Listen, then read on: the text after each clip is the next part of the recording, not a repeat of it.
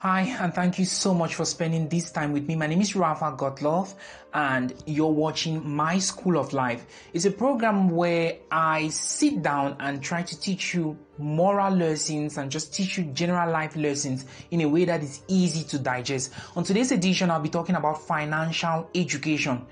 Let's be frank, let's face the truth. Most of our parents don't teach us about money.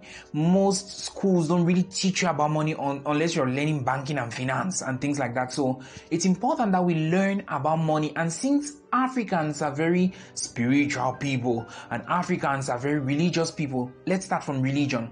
Most people always say, the Bible says money is the root of all evil. Wrong. That's not what the Bible says. The Bible says the love of money is the root of all evil. Now, you don't need to believe me. Check it for yourself. It's written in 1 Timothy chapter 6 verse 10. It says, and the love for money is the root of all evil. What is the love for money? Go to Facebook, you see people posting things like, can you kill your mother because of 1 million? Can you kill your father because of this million? Can you do this? Can you do that? Can you do that? So that's the love of money. And somebody will say, I can abandon my girlfriend. I can kill my mother. I can do whatever because of 1 million. So that's the love. It's the love of money. The love of money is the kind of love where you can bend your moral principles and bend your rules just for the sake of money. You can allow money now to dictate to you and control your moral values. That's the love of money. That is what is the root of evil. Because you are poor, don't necessarily mean that you don't have the love of money. Because I hear people say that, oh, rich people are just evil because they have the love of money. I've seen rich people that you cannot corrupt or bribe. They are straight like a ruler. They are disciplined. They are very serious, They don't have the love of money. Money does not dictate anything to them. And it's not that they started becoming like that when they got rich. They were always like that. Very disciplined people. Okay? So you need to understand that the fact that you're poor does not necessarily mean that you don't have the love of money, because many poor people have the love of money. It's like a disease. They love money to the extent where they'll do anything. They'll tell a lie. They'll act like hypocrites. They'll bend low and warm up to any kind of person, even if they're angry with you, even if they don't support your moral values, but they'll warm up to you just because of money. When you start bending your rules and start bending the way you behave and start changing things about yourself because of money, you have the love of money. I don't care if you're broke. I don't care if you're rich. You have the love of money. So the Bible says, church people, that it's a love for money that is the root of evil. It's not money in itself. Money just tells you who a person is. Money is neutral. It's neither good or bad. But you put it in the hands of a bad person, it does bad. You put it in the hands of a good person, it does good. It's like a knife can be used to cut tomatoes and cook beautiful tomato sauce, or it can be used to kill somebody. It's just a tool. It's neutral. You can use it to do anything that you want. So money is not evil in itself, but it's the love for this money that is evil. That's the first thing you need to know about money. The next thing I want to share with you about money is the fact that you do not have to disrespect money. Research has proven that 70% of the world's working population, they live from paycheck to paycheck. Why? Because they live in what they call social competition. This person bought the newest Android phone, and this person bought the newest car, and this person bought the dress that's in vogue, and this person bought this, and you're buying things that you don't necessarily need, but you're trying to keep up with all of these people. You're trying to keep up with people. You're trying to, keep the standards. You're trying to look like every other person. You're trying to look rich when you're not indeed rich. Okay, so it's complicated. From my experiences with rich people, I noticed that rich people don't have 70 pairs of shoes. They don't. They have like 2 or 3 pairs of shoes that are so expensive and durable. Okay, they don't wear things to impress you. They wear things that are comfortable. Okay. Let me tell you the difference between style and fashion. Fashion is something that comes and goes with seasons and times, and this is what is in fashion, and this is what is in fashion, and this is what is in fashion. But style doesn't change. And you must develop your own personal style. I'll give you an example with myself. I don't wear clothes that are tight fitting. I just don't. I love airy clothes. They might be nice looking, they might be simple, they might be whatever, but they must be airy and easy to get into the dress and easy to come out of the dress. That's my style. I don't like complications. I like easy things. I like simple things. So develop your own style. What kind of clothes do you like? Do you like elegant things? Do you like things that hug your body? Do you like things that are just polite and things that make you look sharp? Develop your own style and don't be chasing after fashion. Today you're wearing a kolang, tomorrow you're wearing a multicolor blouse, today you're wearing this, tomorrow it's too complicated. Develop your own style and don't get into social competition where you're trying now to buy things just because you've seen it and you have a phone that makes a phone call and does everything, but just because this new phone has come with an extra application, you want it even though you don't badly need it because it's not contributing anything to your life. It's not like you use it to work or anything. You just want it to keep up with what is happening in society. Well, it's your choice. You might live your life the way you want, but when you start disrespecting money in that way and you don't monitor where your money is coming from and where your money is going to, you don't see, you just buy things carelessly, randomly, anything you see, you just buy anything you see. At the end of the day, the month end comes, you're like, this month has really come, I've not seen anything that I've done useful with my money, because you don't budget, you don't plan for things. That's another way you disrespect money, without budgeting. I always have plans for things that I want to do and things like that. And that's why money is never enough for me. Never. Because when you have plans and you budget and you plan for things, before the money even comes, you already has where it's going to.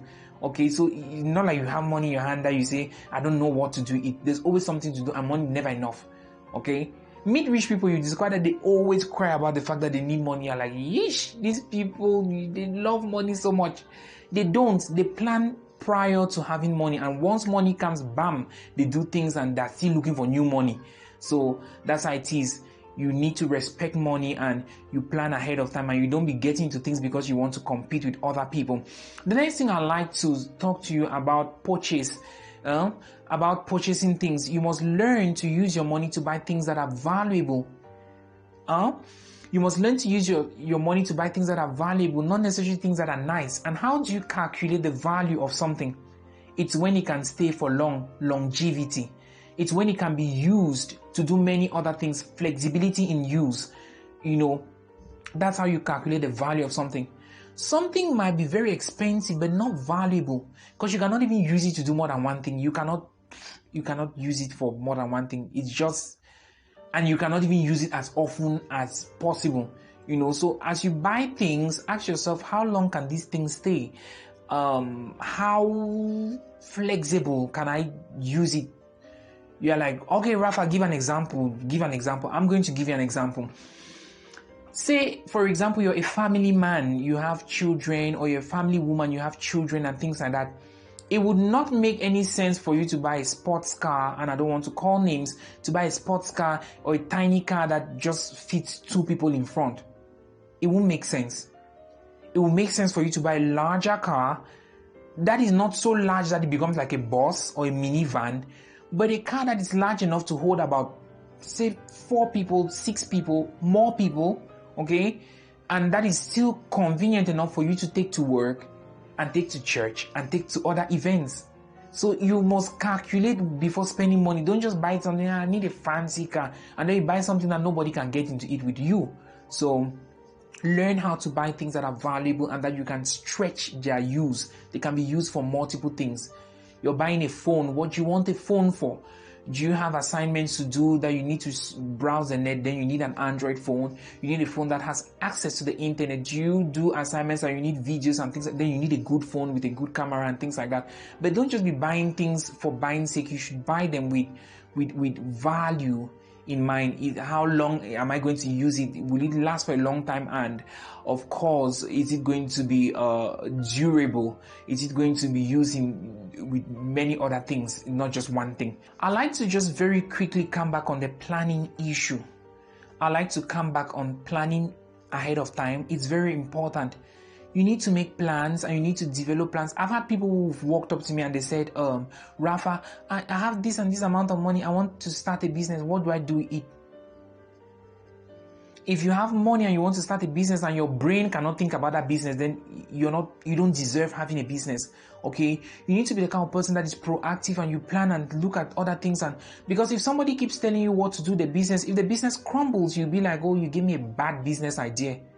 Okay, your brain should be able to think. You should learn how to plan things ahead of time. This brings me to the last point, that you need to protect your money. You need to protect your money. It's important to protect your money. African parents and African family members are the biggest scammers on earth. A parent is going to call you and tell you they're sick. An aunt is going to call you and tell you lies. You're going to send them money. They're not going to use it to do the things that they say that they're going to use it to do. There's this song, this Cameroonian singer that says, "Man no go die because family day. Man no go die because family day. On doit pas mourir à cause de la famille." You have to care for yourself. Okay? Je dois prendre soin de moi. Je dois aussi prendre soin de moi. It's a French phrase to say, I have to care for myself. I also have to care for myself. You know, don't be the kind of person that people cry all the time, and that those kind of friends and family members, and they always think that you have money, so you should give, and they feel that you owe them the responsibility to give them the money. And sometimes I've heard people and family members sometimes say, your aunt has money, your uncle has money, they're not caring for you. The question should be, where were you when my aunt was working her money and when my uncle was working his money? So we need to respect people. Uncle has money, he has his own problems. Auntie has money, she has her own problems. My brother's thing is my thing. It's a typical African behavior where people feel that my brother's money is my money, my sister's money is my money, and they claim ownership on it, and they want to, literally intimidate you on top of something that belongs to you. You don't owe nobody nothing. We need to learn how to protect our money from friends that are predators, from family members that are predators. I know that nobody has ever said that your family member is a predator, but it's the truth. It's like a harsh phrase, but it's the truth. Family members sometimes just stress life out of you and tell you lies just to swindle money from you. It's called swindling because it's a lie. So we need to be careful. We need to protect our money. We need not to just be spoon feeding money and things to people. We need to train them how to stand on their own 2 feet. And sometimes training them to stand on their own 2 feet, it's not giving them the money when they ask for it, so that they learn to fend for themselves. It might be harsh and they might hate you for a little while, but they'll be grateful that you were not babysitting them all the time. I think that those are the few points, and I'll just do a recapitulation so that you kind of like digest properly. The first thing to know about money, if you're a religious person, is that money is not the root of evil. It's a love of money, and it's written in the book of 1 Timothy chapter 6 verse 10. It talks about the fact that the love of money is a root of evil, not money in itself. Okay? The next thing about money is that you don't disrespect money. Plan to use money, and don't, do social competition where you're trying to keep up with every other person and buy things just because your friend has it.